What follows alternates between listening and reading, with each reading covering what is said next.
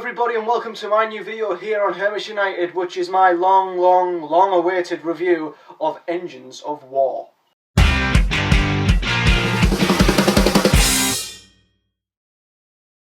So first of all guys, I just want to kind of apologise that this review took a long time. I actually did film it last week 3 times. The first 2 times it was just too long and I really needed to shut my mouth, and then when I finally got it pretty much perfect, it cut off at the end for some reason. So yeah, 4th time lucky, eh? But yeah, I'm going to start off with Engines of War by talking a little bit about how it looks and a little bit about how I got it, the price of it, and a few little factual things that you probably will want to hear. But I got Engines of War, I think a few weeks after it was released. I can't quite remember the date, but yeah, I ordered it a few weeks after it was released, I think. Yeah, fun story for you.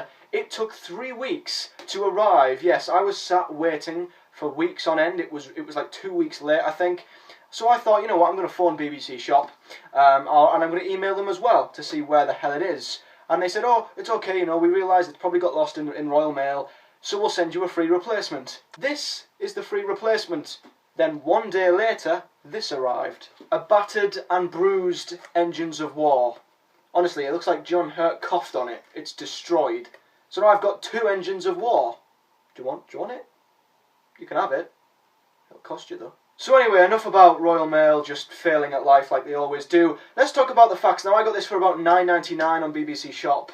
Back then at the end of August or start of September, I can't remember. It was about 15 quid in Waterstones and WH Smith, so yeah, BBC Shop was a bargain, and to be honest, the prices on there are actually quite cheap. But I think now, if you want to get this book, I think it goes for about £9.99 in Smiths and Waterstones anyway, so yeah, it's about the same price as I got it. It's 312 pages long.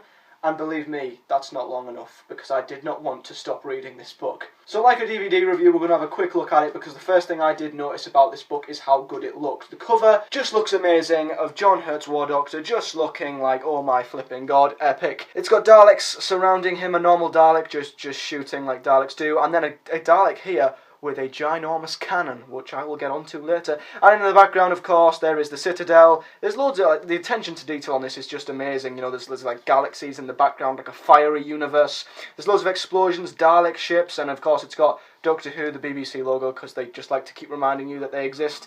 It's got a nice quote here: "War changes everyone, even the Doctor," and it's got Engines of War that's on a nice little sash there. It looks really nice. And then George Mann, who did do a great job writing this. As you can see on the side there, it's pretty much the same. DW, Engines of War, George Mann, and the BBC again, reminding you that they're there. And then on the back, the BBC logo's not on the back, thankfully, is it? No. Ha, that makes a change. It has a quote from the 50th anniversary special saying, "I've had many faces, many lives. I don't admit to all of them. There's one life I've tried very hard to forget. The Doctor who fought in the Time War." Not as much attention to detail on this back. It's not as like crazy detailed, but it's got a nice wall with "No More" that was shot into the wall by the War Doctor, and then it's got a TARDIS that is on fire. So yeah, the cover of this book looks absolutely fantastic. So now, let's read the synopsis. So on the inside of the page, as you can see, there is a few paragraphs of a synopsis, which I'm going to read to you now. So, story time with Matthew Rowney. Shh, be quiet.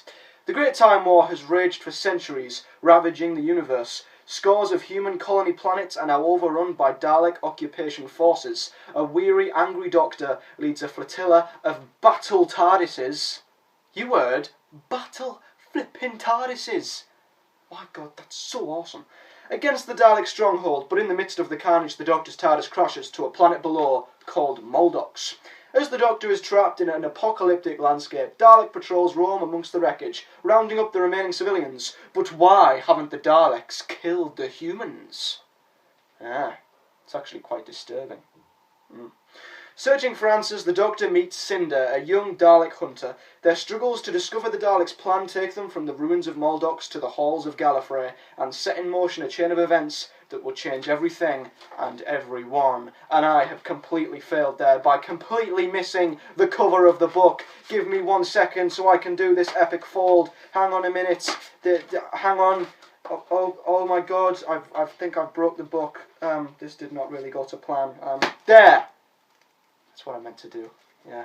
So, enough of that. Let's talk about what actually happens in the book itself. First of all, you've got to talk about the main man himself, the War Doctor. Of course, the War Doctor, being written in book form, I think George Mann perceived the War Doctor brilliantly. You know, I don't know if writing as an author, I don't know if writing a character that's already been on screen is a positive or a negative. I don't know if it's easier or harder Because, of course, George Mann, he already knows what the War Doctor's like on screen from his 4 on-screen appearances. Name, The Night, The Day, and Listen, if you count that. So yeah, 4. Yeah, 4. Moffat.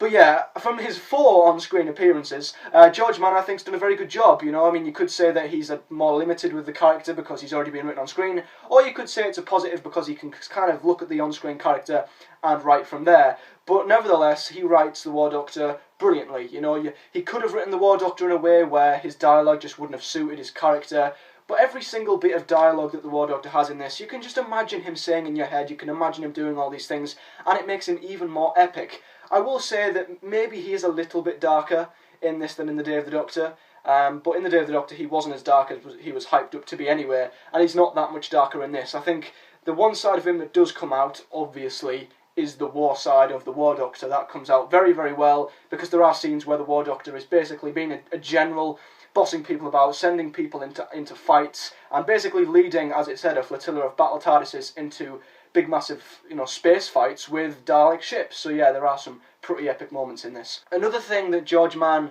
has depicted very, very well is the Time War itself. That's one of the big hooks about Engines of War. You get to see more of the Time War that we could never see on screen, and although we saw some interesting parts of it in The Day of the Doctor, we could say we still never saw enough, and I don't think we'll ever be content with how much of the Time War we actually did see. But in Engines of War, he depicts the Time War very well. Of course, if you are looking for a book that's going to describe the Time War from beginning to end across the entire universe, this is not the book for you. And to be honest, if you were going to read a book that told you about all of the Time War, it would have to be about 20 times thicker than this. But this does tell an important part of the Time War, a very interesting part of it, and it describes basically everything you need to know about the Time War.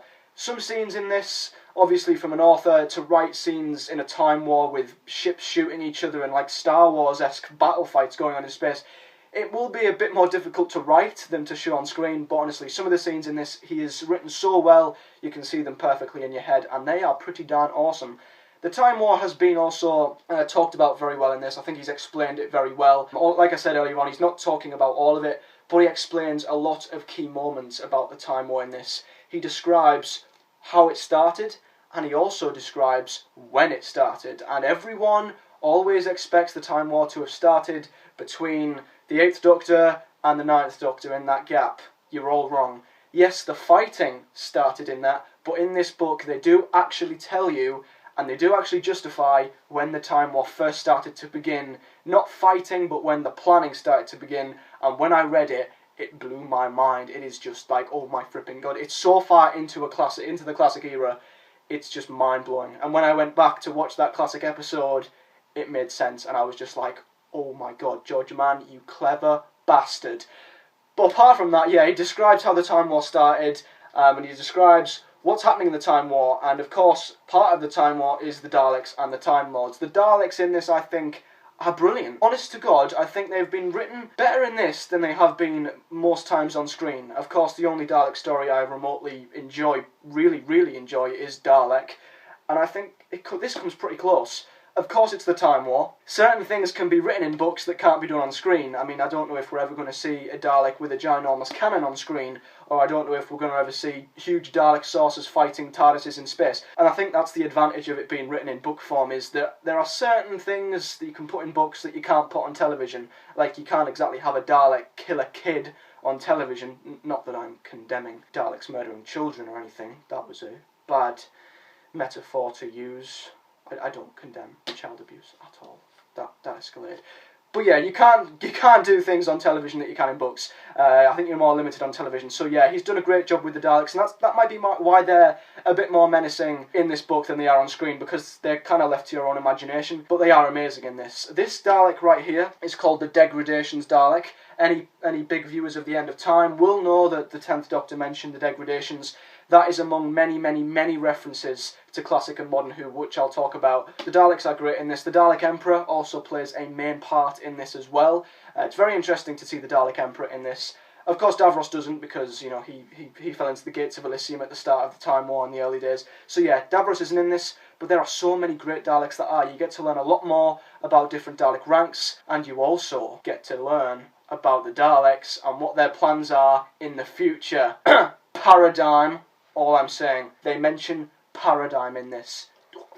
George, man, I love you so much. But yeah, the Daleks are fantastic in this, and their motive is not what you think. You'd probably think that the Daleks, oh, they just want to destroy the universe and take over and kill the Time Lords, and yeah, the universe is theirs. Yeah, it's like that, but they're not just doing it by fighting.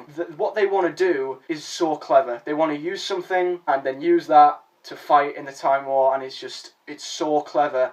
And it is so heavily linked with a Modern Who episode, it's unbelievable. Honestly, the reference is nostalgic and it's amazing, and George Mann has done it so well. It's so clever how he has written the Daleks. The Time Lords are also very good in this. We get to spend a lot of time with Rassilon and a few other Time Lords that we've not actually seen before. I'm not sure if it's the same Rassilon that was in The End of Time. His dialogue seems very Timothy Dalton-esque, but that might just be me. But yeah, the Time Lords are written in this just as evil as the Daleks. You know, we've always been told the Time Lords became evil, they became twisted, and you really get to see that in Engines of War, because the things they do are very selfish, and they really do choose themselves over anybody else. And the chemistry between the Doctor and the Time Lords is very well explored as well. You get to see them, you know, really getting a bit intense and, you know, really disagreeing and getting a little bit intense. It's very interesting to see how they've actually done that. The Time Lords are just as evil, and the Time Lords' motive to how to end the Time War is just as bad and as evil as the Daleks, and it sends you back to a very, very prime, famous, iconic location from one of the most iconic classic episodes. The nostalgia is unbelievable, honest to God, but it works perfectly. The references in this are also fantastic. Like I said, it references a lot of parts from Classic Who, but it also sets up a lot of things that have happened in New Who. So yeah, George Mann has truly written the bridge between Classic Who and Modern Who by basically using classic events to affect this book, and in this book to affect Modern Who events, and he's done it so well. He's got the balance between nostalgia and an actual good story. Perfect. Finally, the only thing I've not spoke about is the companion Cinder. The reason why I've left Cinder to last is there's not much to talk about. She's a good companion, yes, she's a Dalek hunter, which is pretty awesome. She's a Dalek hunter. Her and the Doctor don't get along at first, but then they do. They change each other in quite a good way, not a lovey-dovey way, thank God. But yeah, they change each other in a nice way, and Cinder's a good character. She reminds me a bit like Ace, I think. I think that's the companion to compare her to. So if you like Ace, you'll like Cinder. If you don't like Ace, you might not like Cinder. But yeah, she's a very good companion, and that's all I can really say about her. So yeah, Engines of War, I think I've spoke pretty much about everything. George Mann has done a fantastic job with this, honestly. The job he had to put in 312 pages, I think he's done great. You know, he's depicted the War Doctor very well. We get to learn a bit more about him that we maybe couldn't have learnt on screen. The Daleks were incredibly sinister, and their motives is just nostalgic, and it just blew my mind. The Time War itself was depicted very well. Of course, we're not going to see all of the Time War, but what we did see was very good, and we get to find out so many incredible things about the Time War. The amount of theories that you guys have are probably answered in this. You'll get to find out so many things that, honestly, so many questions that I've been asking for years were answered in this, and it's just fantastic. Like I said, the Daleks were great as well. The Time Lords, again, were evil, and, you know, them in the book send you back to a nostalgic location in Classic Who, and it's just done so very well. So George Mann, you have done a fantastic job with Engines of War. I would rate this a solid 9 out of 10. And if you are the Whovian who can just not miss a huge milestone in Doctor Who, if there's an episode like you can't watch Doctor Who without watching Genesis first, or you can't watch Doctor Who without watching Day of the Doctor, if you are the type of Whovian that can just not miss any incredibly huge milestone that will affect Doctor Who mythology, you need to read this, because this changes everything and it affects so much in the mythology. It's unbelievable. So thank you for watching my review of Engines of War. I hope you enjoyed it, and again, I am very, very sorry for how long it took me to get this review out, but here it is. So yeah, like this video if you enjoyed it, subscribe to Hermits United for some great content from the rest of us, and don't forget to comment below your thoughts on Engines of War if you have read it. If you are going to post any major spoilers, use spoiler tags, because we don't want to ruin it for anyone who's not seen it. And if you have not watched Engines of War, watched, it's a book, not watched, read. If you've not watched, read, if you've not read Engines of War, got there in the end, it's a book, not a freaking DVD. I'm used to reviewing DVDs. If you have not read Engines of War, comment below what you're looking forward to, and just comment below if you are going to buy this, because honestly, you are missing out on something special. So yeah, thank you for watching my review. Also, don't forget to comment below any future video ideas that you want from me. And yeah, apart from that, I'll see you guys next time.